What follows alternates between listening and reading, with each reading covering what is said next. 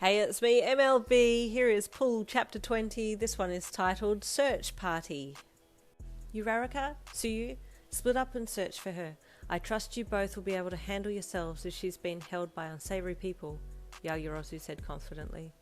You got it, Uraraka replied with a serious nod of her head. Let's do this. Is this where we yell plus ultra, Ribbit?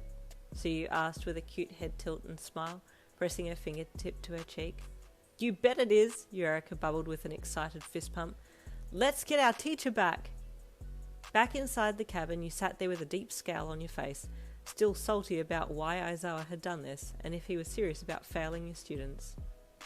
What does this prove anyway? Okay, sure. So they do need to learn to prioritize things, but really?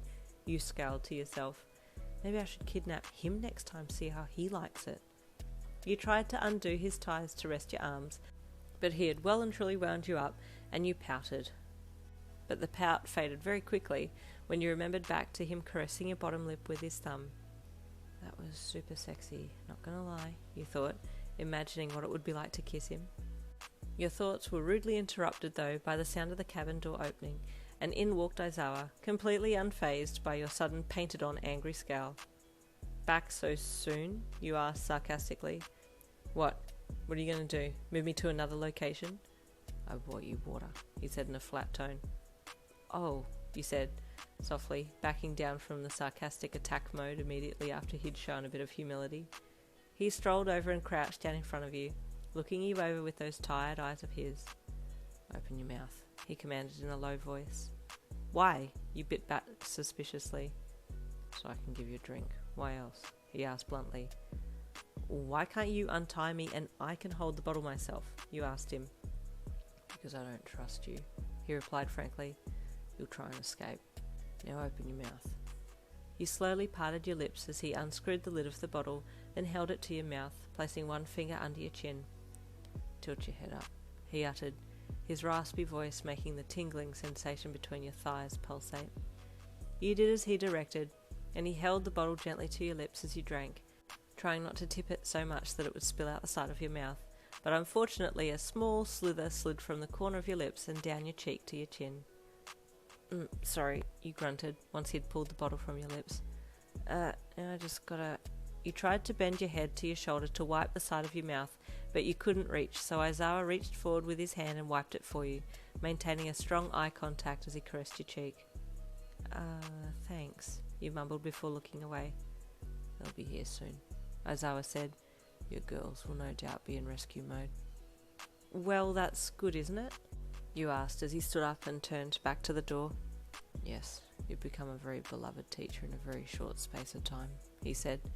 The ability to click with students is something that doesn't come readily to some people, but you have it. Well, thank you for the compliment, you mumbled. Again, I don't give out compliments, I state facts, he replied.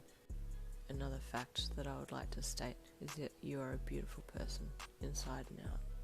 And with that, he left, walking straight out the door and closing it behind him. Your eyes stretched to their limits, threatening to fall right out of your head, and in that moment you honestly thought your heart was about to escape your chest and run away with your lungs. He called me beautiful? You screamed at yourself. Does he like me?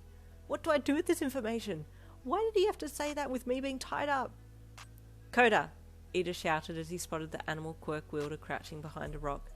Miss Lin has gone missing. Please, would you call the animals to deliver messages for us? Koda nodded and used his quirk to call the birds while Ida used the rock to balance the papers on and write messages to the classmates. The message was short and simple. Dear classmates, Miss Lin has gone missing. Please abandon game and help search for her. Be aware of any villains and notify someone as soon as you locate her. Signed, Ida. As each paper was written, then it was given to Koda, who then folded it and placed it in the bird's beak, instructing them to give the papers to any person they found in the bush. I am also going to join the hunt, Ida stated once the last message had been sent. If I see anyone, I will notify them also in case the birds have not yet delivered the message. Koda nodded, then cupped his hands to his mouth and called for some of the bush animals to come forth. Miss Lin is missing, he said to them in quirk language. He then gave a brief description of what you looked like and what you were wearing. Please look for her and come back to me if you find her, he added.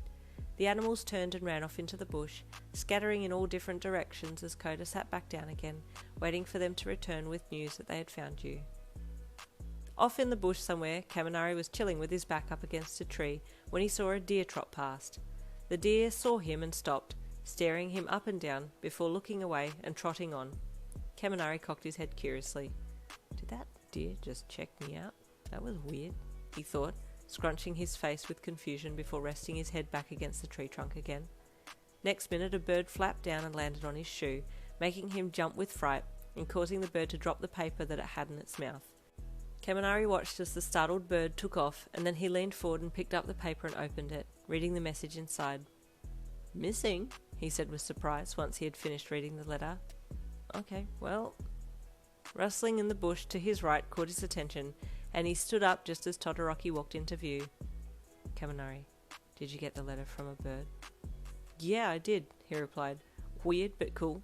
Anyway, Ida says Miss Lin is missing. Guess we need to start looking for her." Todoroki nodded. "I will head in this direction," he said, pointing off to his left.